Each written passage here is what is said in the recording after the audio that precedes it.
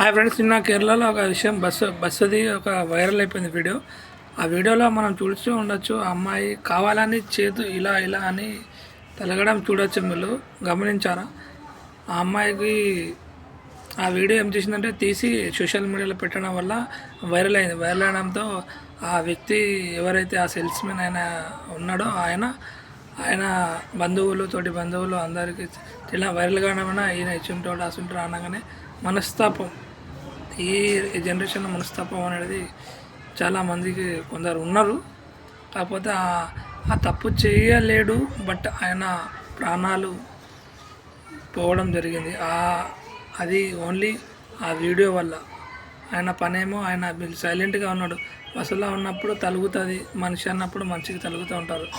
కానీ ఆ వీడియో తీసి వైరల్ చేయడం వల్ల ఆ మనిషి ప్రాణాలు అనేటివి పోవడం జరిగింది. ఆమెకు అంత ప్రాబ్లం ఉంటే పక్క వాళ్ళకి చెప్పనుండే, వాళ్ళు మాట్లాడుతుండే, వాళ్ళు ఏదో ఒక బస్ డ్రైవర్ చెప్పనుండే, కండక్టర్ చెప్పనుండే, అంతమంది ఉన్నారు కానీ ఎవరికి చెప్పలే.